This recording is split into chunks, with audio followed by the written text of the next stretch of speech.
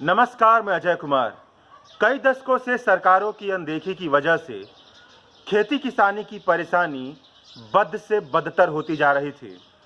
पिछले कुछ सालों से सड़क से जुड़े आंदोलनों ने खेती किसानी को लेकर सरकार को जमकर घेरा है।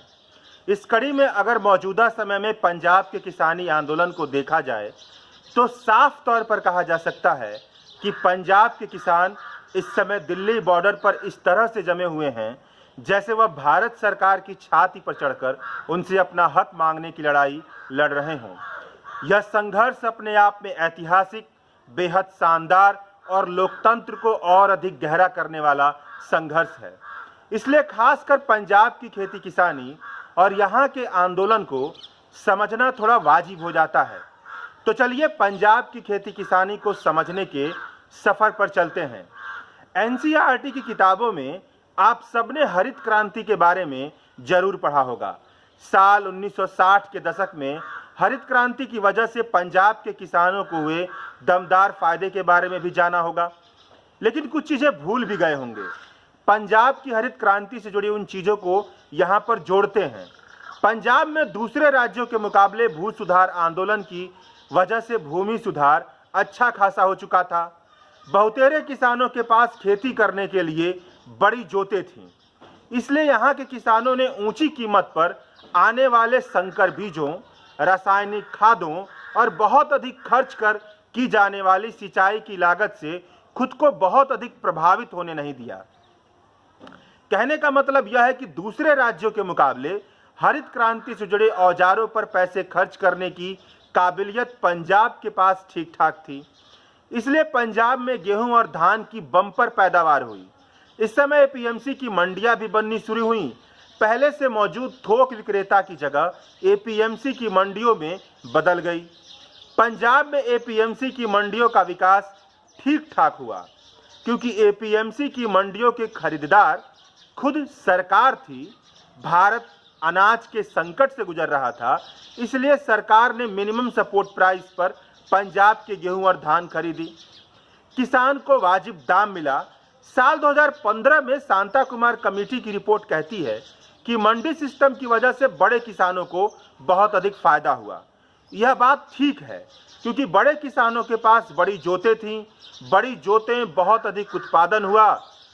अधिक उत्पादन मंडी में पहुंचा तो मंडी में पहुंचने की लागत बड़े किसानों ने आसानी से सहन कर ली। लेकिन इसका यह मतलब नहीं कि छोटे किसानों को मंडी सिस्टम की वजह से नुकसान हुआ, क्योंकि मंडी सिस्टम की वजह से एक ऐसा जाल तो बनता ही था जहां पर अनाज बेचने से एमएसपी मिल जाती थी। अब मंडी सिस्टम का विकास हुआ है तो आढ़तिया तंत्र का भी विकास हुआ। आढ़तिया या कमीशन एजेंट या बिचौलिया या सर्विस प्रोवाइडर, आप जो मर्जी सो कह लीजिए, बैंकिंग के अभाव में इन्होंने छोटे किसानों के लिए बैंकिंग की तरह काम किया। छोटे किसानों को अपनी खेती करने के लिए पैसे की ज़रूरत थी। पैसा इन्हें आढ़तियों से मिल जाता था। बदले में आढ़ती इनकी फसल खरीद कर अपना कर्जा और ब्याज ले लेते थे। बाकी पैसा किसान को लौटा देते थे। चूँकि बिना किसी जमानत के आढ़ती किसान को कर्ज देते थे, इसलिए ब्याज भी अधिक वसूलते थे और कर्ज की ऐसी शर्त भी रखते थे कि किसान अपने दैनिक जीवन की अधिकतर सामान आढ़ती और आढ़ती से जुड़े सगे संबंधियों से खरीदे। इस तरह से मंडी सिस्टम के अंतर्गत आढ़ती और किसानों का सरकारी संस्थाओं के समानांतर एक अच्छा खासा गठजोड़ खड़ा हो गया। पंजाब के मामले में इस गठजोड़ को समझना जरूरी है। आढ़ती का काम करने वाले अधिकतर लोग उस जाति से हैं जो जातिगत पदानुक्रम में व्यापारिक काम हो से जुड़ी हुई है। एक तरह से कह लीजिए तो मर्केंटाइल कास्ट, जिन्हें उत्तर भारत में बनिया कहा जाता है। पंजाब में सिख, जाट इस जाति से जुड़े हुए लोग हैं। इसमें कोई छुपी हुई बात नहीं है कि कांग्रेस और शिरोमणि अकाली दल जैसी पंजाब की प्रमुख पार्टियों में अधिकतर किसान नेता आढ़ती का ही काम करते हैं। अब जब कभी भी किसान यूनियन में आढ़ती के खिलाफ आवाज़ उठती थी तो मजबूत सिख, जाट आढ़ती या कमीशन एजेंट की अगुवाई में चल रही किसान यूनियन ही इस सवाल को दबा देती थी। अगर इसका मतलब यह है कि आढ़ती या कमीशन एजेंट पंजाब के किसान के मजबूत खंभे हैं, तो इसका मतलब यह भी है कि न आढ़तियों के पंजाब के किसान के सामाजिक जीवन और ग्रामीण जीवन में मजबूत पकड़ है। यह एक तरह की अपने आप बनी हुई सामाजिक सहभागिता की व्यवस्था है, जिसे सरकारी तंत्र के नज़रिए से देखते हुए पूरी तरह से खारिज करना कहीं से भी उचित नहीं है। पंजाब की तरफ से प्रदर्शन के खबरों में मजदूर किसान एकता जिंदाबाद का नारा भी सुनाई दे रहा है। इसकी भी एक पृष्ठभूमि है। सिख जाट किसानों की आड़तियों के तौर पर मौजूदगी थी। यह मजबूत किसान थे, लेकिन इनके मुकाबले ऐसा समुदाय भी था जिसके पास जमीन नहीं थी, जो मझोले और छोटे किसानों की जमीनों पर काम करते थे। यह पंजाब का दलित समुदाय था। धीरे धीरे जैसे ही हरित क्रांति अपने दूसरे और तीसरे फेज में पहुंची, तो हरित क्रांति की वजह से पंजाब की कृषि का संकट उजागर हो गया। किसान जमकर खेतों में रासायनिक खाद और सिंचाई का इस्तेमाल कर पैदावार करते थे। इसकी वजह से धीरे धीरे भूमि की उर्वरा शक्ति कमजोर हुई। पानी और अधिक जमीन के अंदर और अधिक गहरा चलता गया।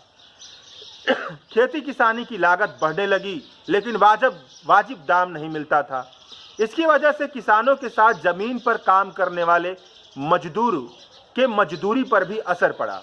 इसलिए फायदा इसी में दिखा कि अपनी आपसी असहमतियों को भुलाकर पंजाब के सभी किसान और मजदूर वाजिब दाम की लड़ाई का हिस्सा बने। पंजाब के छोटे किसान और मजदूर कर्जे के बोझ तले अधिक दब रहे थे। आर्थिक बोझ की वजह से नशे की लत से गुजर रहे थे। कई किसानों ने साल 2018-19 में आत्महत्याएं की।